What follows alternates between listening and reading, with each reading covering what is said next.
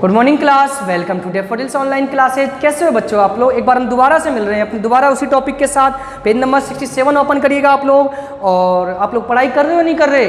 Cheating तो नहीं कर रहे आप लोग? कहीं पढ़ ही नहीं रहे हो? मैं पढ़ा रहा हूँ डेली के डेली और आप लोग ध्यान ही नहीं दे रहे हो उसको। आ रहा होगा सर का वीडियो, क्या काम है हमें, दोबारा से क्लासेज चालू होगी, दोबारा से हम पढ़ लेंगे। नहीं बेटा, ऐसा काम नहीं करना है। आपका नॉलेज और वीक होता जा रहा है, तो स्टडी आपको कंटिन्यू रखना है। ओके, तो बेटा चैप्टर चालू करें हम पेज नंबर 67 से। कन्वेक्शन से चालू करते हैं आज हम। कंडक्शन के बारे में आपको बता दिया था, तो इसको बोलते हैं कन्वेक्शन में संवहन। पेज नंबर 67 ओपन करिएगा। When liquid and gases are heated, the heat is carried from one part to another by the actual movement of the hot particles. This movement of the particles due to the importance difference between different parts of the same substance is called convection. Convection can take place liquid and gas only where their particles are free to move about. Expectations is mercury which get heated by conduction and good conductor of heat.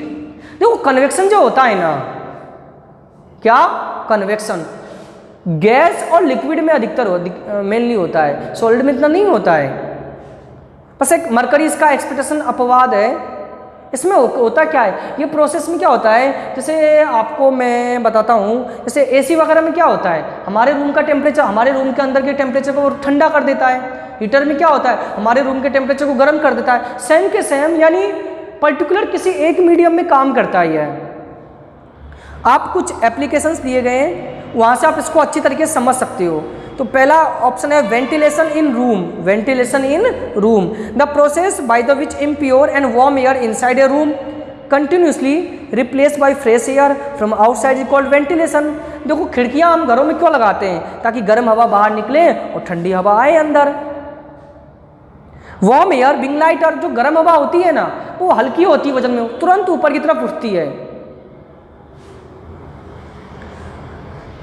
And level the rooms, leaves the room through the ventilator provide near the ceiling. The fresh air is fill the room from door and window. The convection current to set up provide a continuously supply fresh air in the room. Ventilator समझे आपने, room के ऊपर देखा, room में हम ऊपर की तरफ वेंटिलेटर लगवाते हैं, दीवार में लगवाते हैं ना वेंटिलेटर। नीचे तो दरवाजे और खिड़कियां होती है, ऊपर की तरफ वेंटिलेटर होता है। क्यों होता है? क्योंकि रूम में जो गर्म हवा है ना, वो ऊपर की तरफ जाएगी, राइज करेगी, क्योंकि वो हमेशा वो लाइटर होती है तो ऊपर की तरफ उठती है, और वेंटिलेटर के द्वारा वो बाहर निकल जाएगी। और जो ठंडी हवाएं, कोल्ड एयर, वो रूम में विंडो और डोर के मीडियम से हमारे रूम के अंदर एंटर कर जाएगी और हमारे रूम में ठंडक बनी रहेगी। अगला, land and sea breeze. Land and sea breeze are actually convection currents during the day, shine equally on the land and the sea. However, the land warms up more quickly than the sea. The air over the land becomes hotter and rise upwards. This results in fall of pressure over the surface of the land to take place. Colder air from sea moves. This air current from sea to the land is called sea breeze. After sunset, land losses, page number 68 खोलिएगा। Losses heat faster than the sea water. As a result, the air over the sea in warmer at night. The air over the sea bring warmer rise up and to take the place cooler air from the land come in the start moving toward the sea. Convection current from the land and sea is called land breeze. तो आपको दो चीजें यहाँ पर नया topic दिया गया है, सी ब्रिज और लैंड ब्रिज। देखो सी ब्रिज क्या होता है।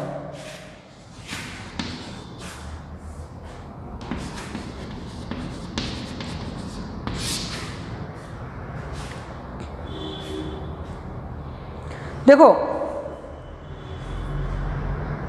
गर्मियों में क्या होता है, गर्मियों के दिनों में हवाएं गर्म हो जाती है, हवाएं गर्म हो जाती है, और वो गर्म हवाएं क्या हो जाती है, वार्म एयर, और वो हल्की होती है वजन में, ऊपर की तरफ राइज अप करेगी, ऊपर की तरफ उठेगी, और ये कहाँ जाएगी, समुद्र की तरफ। और समुद्र से ठंडी हवाएं कहाँ जाएगी, लैंड की तरफ।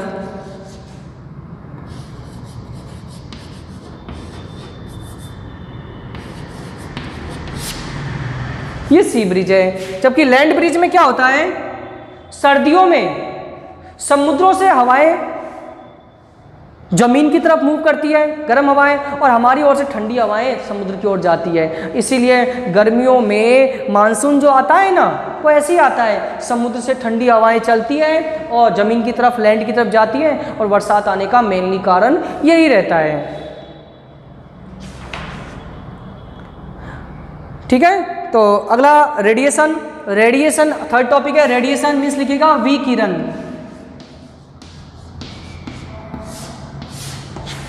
रेडिएशन मीन्स विकिरण। देखो रेडिएशन क्या होता है, हम लोग सर्दियों के दिनों में किसी ठंड लगती है हमारे हाथों में, हम क्या करते हैं, आग के पास फायर वॉर्म जल रहा होता है, कहीं आग जल रहा होता है, हम बैठते हैं। ये बताओ, हम आग के क्या टच करते हैं, क्या फायर के टच करते हैं? नहीं, हम दूर से हाथ को रखते हैं, हमारा हाथ गर्म हो जाता है। हो जाता है कि नहीं हो जाता?